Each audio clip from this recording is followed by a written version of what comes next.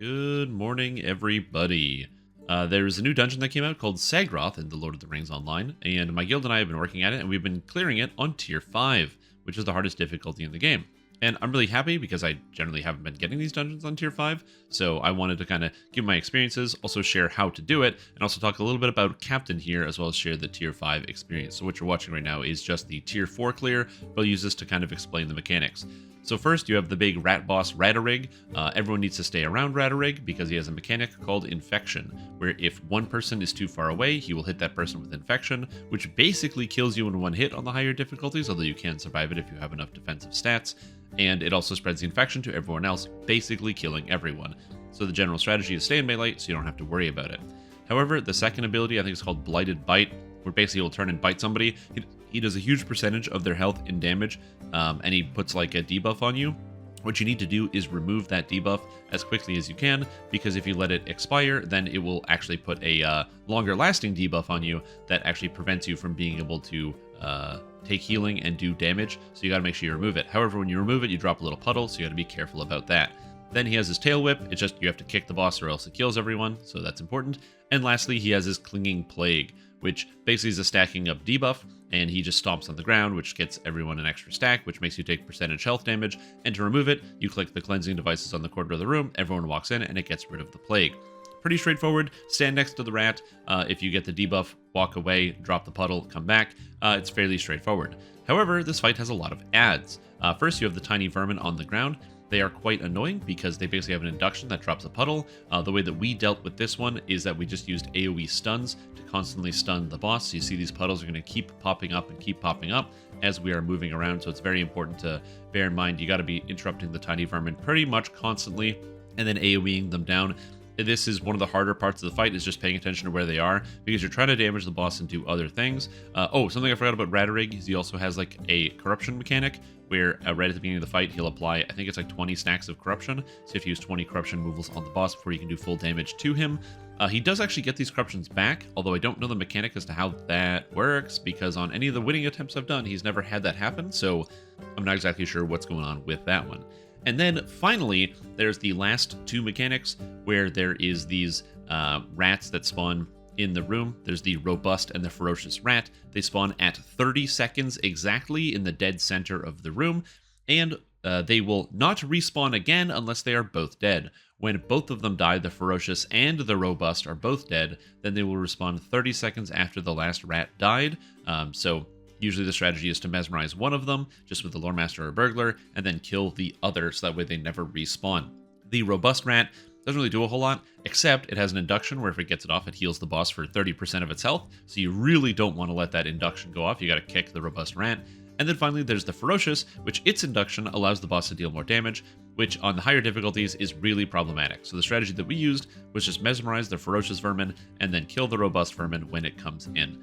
So basically, if you're kind of watching the video as it goes along, we're just kiting around the room. The room also fills up with poison, and the little cleansing devices basically become overloaded, so you have to kind of rotate around the room until we're locked in this last little corner, and a lot of coordination. This fight does require a lot of area of effect, but that being said, it's not like 100% essential to bring all champions.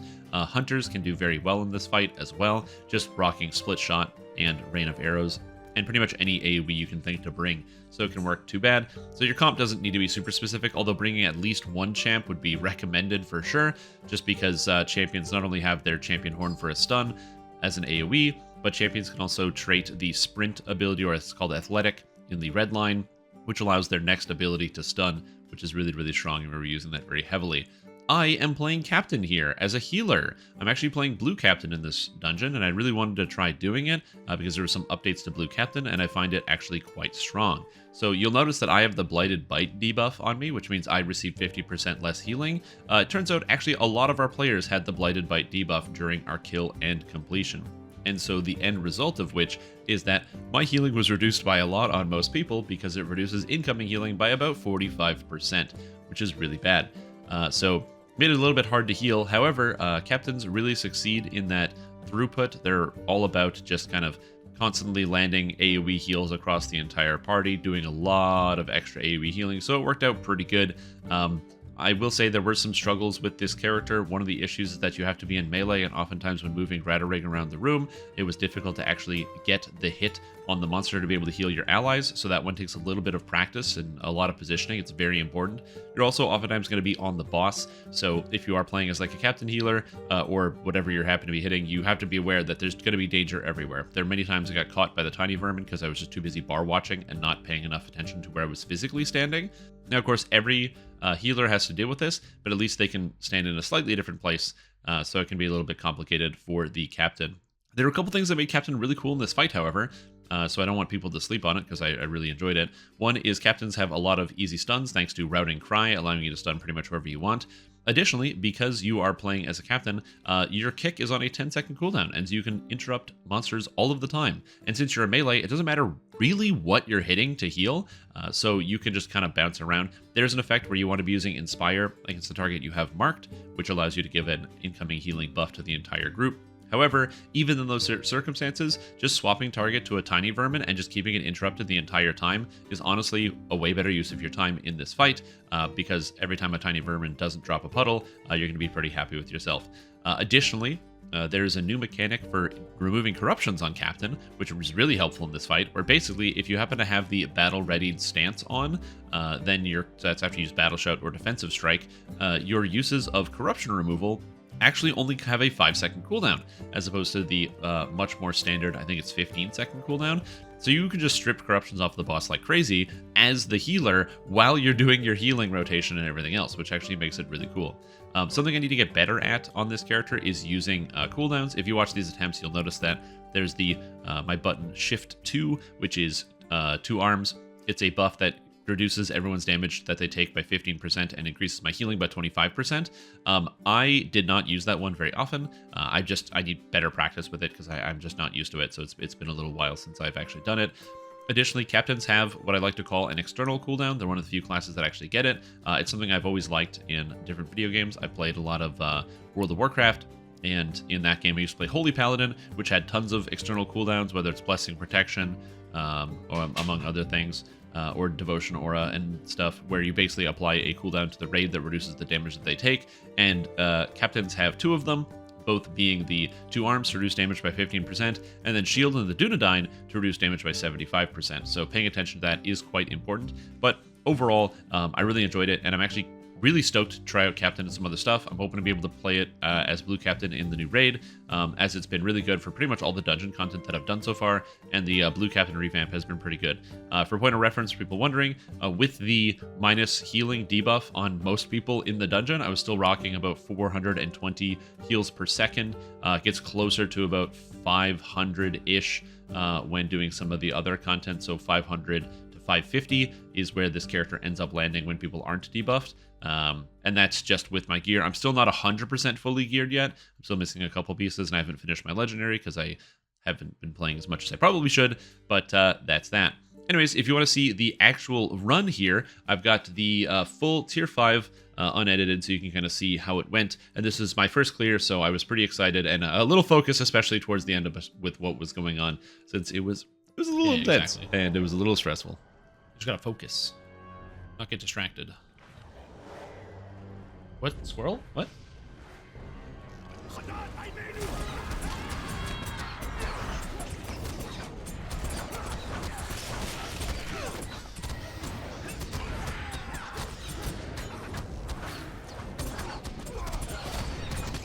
Thank you guys.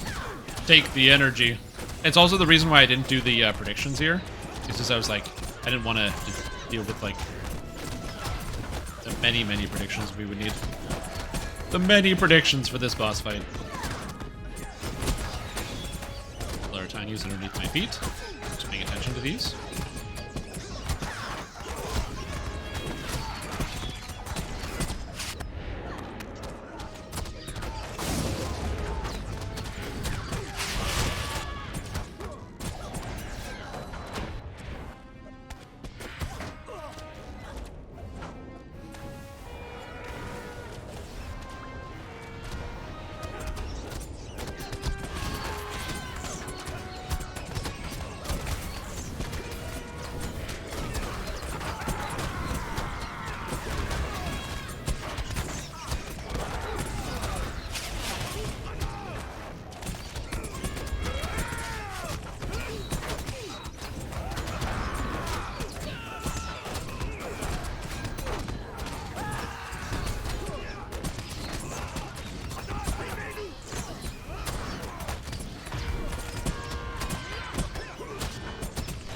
Oh god, that's a bad place to get the plague. I'm just gonna do this.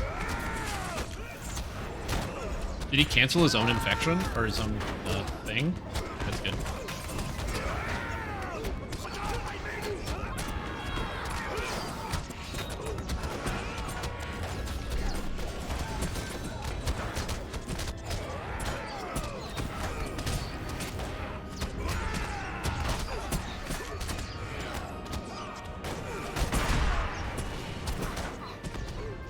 Up. Infection getting his lens.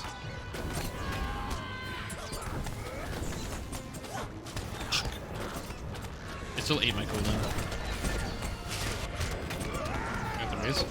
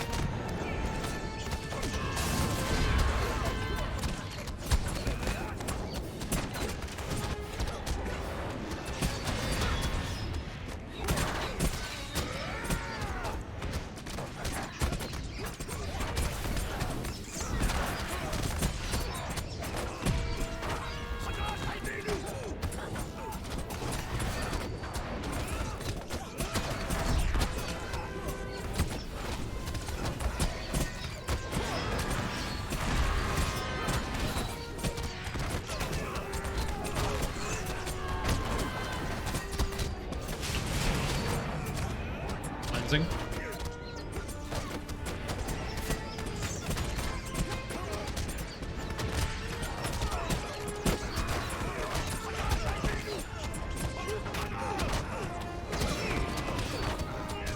Gotcha.